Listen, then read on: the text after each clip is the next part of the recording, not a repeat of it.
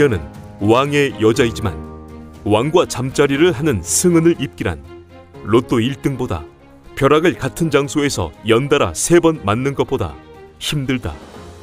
궁녀도 사람이었기에 사랑의 감정이 있었다. 그래서 완벽한 거세가 이루어지지 않은 내시와의 썸을 타기도 했고 썸 이상의 일도 벌어졌다. 그리고 동성끼리의 애정 행각도 적지 않았다. 이 일이 발각된다면 극형이라는 걸 알고는 있었지만 억누르면 억누를수록 더 크게 터져나오는 것이 인간의 감정과 욕구이다. 외간 남자를 만나면 그 자리에서 잠수된다.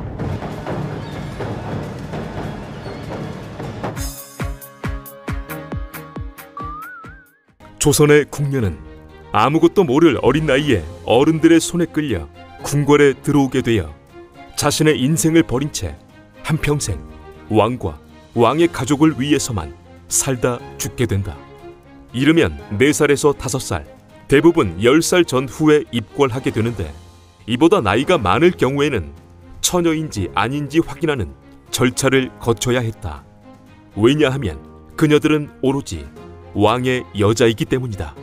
처녀인지 여부를 검사하는 것을 앵무새 처녀 감별법이라고 하는데 앵무새의 생피를 팔뚝에 떨어뜨려 그대로 맺혀 있다면 처녀로 인정하고 생피가 흘러내리면 처녀성을 상실한 것으로 판단했다. 당연히 과학적 증거는 1도 없다. 이 테스트에서 떨어지게 되면 처녀성을 잃었다는 망신과 더불어 바로 짐 싸서 컴백홈이다. 합격하면 애기 나인이 되어 선배 궁녀를 따라다니며 일을 배우고 한글을 비롯한 오늘날의 도덕, 윤리와 같은 소학, 삼강 행실도를 익히는 등 엄격한 교육을 받게 되는데 교육 중에 만일 실수로 방귀라도 한번 잘못 뀌었다가는 부모에게 사실을 통보하고 방군내라는 벌을 부모와 함께 받아야 했다. 왕이 머무는 대전의 궁녀는 죽을 때까지 왕을 위해 살아야 했으며 중궁전의 궁녀가 되면 평생 왕비를 위해 목숨을 바쳐야 했다. 아무리 왕이라도 다른 처소의 궁녀에 대해서는 노터치였다. 음력 12월의 마지막 날 처음으로 입궁한 궁녀들은 무시무시한 신고식을 치러야 했다. 어린 궁녀들에게 밀떡을 입에 물린 다음 밤이 다가오면 궁궐 마당에 일렬 종대로 세우고 내시들이 횃불로 입을 지지는 신용을 하면서 쥐불이 걸려 쥐불이 지저라고 외치며 위협을 한다. 어린 궁녀들은 공포에 질려 울부짖지만 이 장면을 먼 발치에서 왕비와 선배 궁녀들은 싸늘한 시선으로 지켜보기만 한다. 이 신고식은 새로 입궁한 어린 궁녀들에게 입조심하라는 일종의 강한 경고였다. 궁녀들은 여가 시간에 담배를 즐겨 피우곤 했다. 담배는 임진왜란 이후 광해군 시절 조선에 전해졌는데 피우고 싶다고 궁궐에서 아무나 막 피울 수 있었던 것은 아니었고 일정한 테스트를 통과해야 했다. 우선 선배 상궁이 그만이라는 말을 외칠 때까지 너구리 사냥하듯 주구장창 줄담배를 피워야 했다.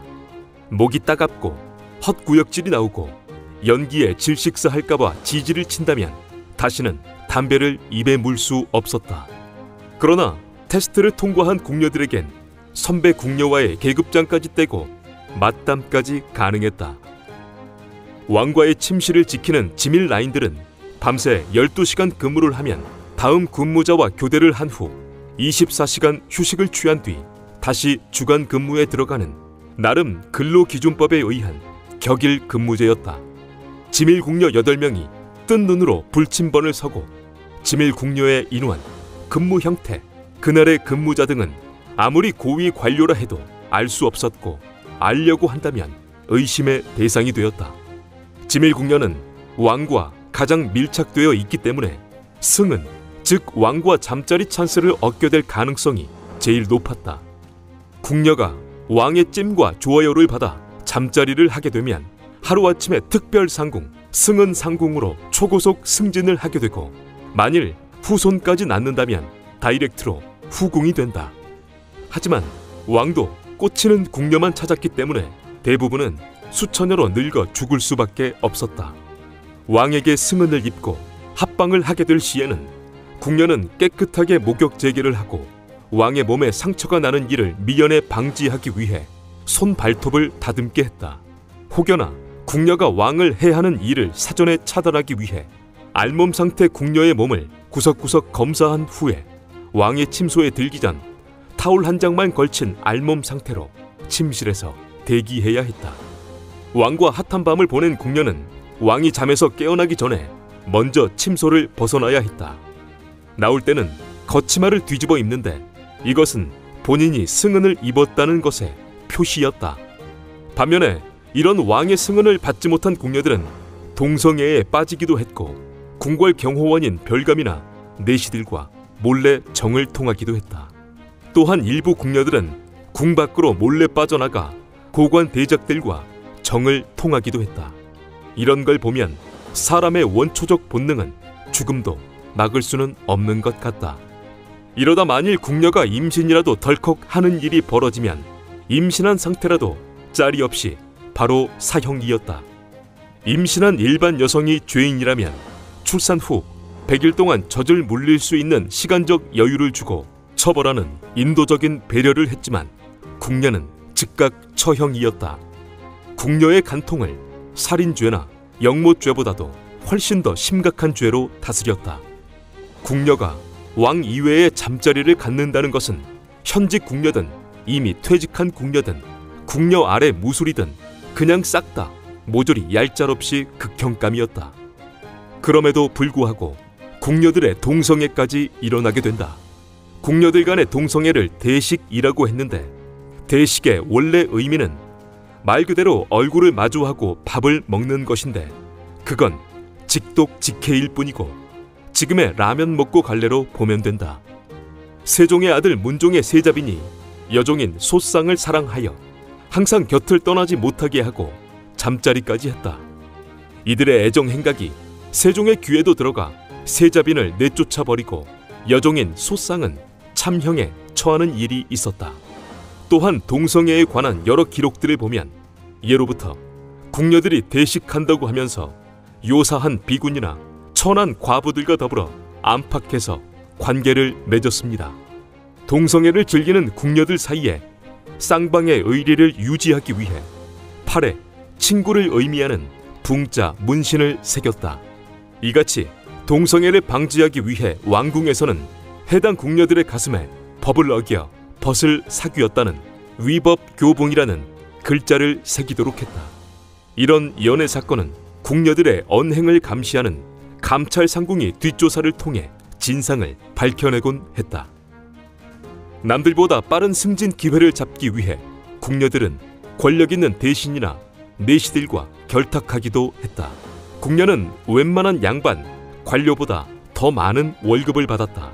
기본급, 직급 수당, 복리 후생비, 특별 수당, 연말 보너스, 명절 보너스 등 일부 궁녀는 이것을 알뜰하게 모아 부동산을 사들여 인종, 효종, 현종에 걸쳐 궁녀직에 있었던 상궁 박씨는 1만 평 정도의 땅을 소유하고 노비까지 부리는 지주가 되었다. 궁녀들의 권박 외출은 꽤 엄격하게 제한되어 있었지만 월급을 타게 되면 친정 나들이를 하기도 했다. 바로 이런 이유 때문에 뭐 빠지게 일을 해봐야 굶주릴 수밖에 없었던 공노비나 백성들이 어린 딸들을 궁녀로 보내려고 했다.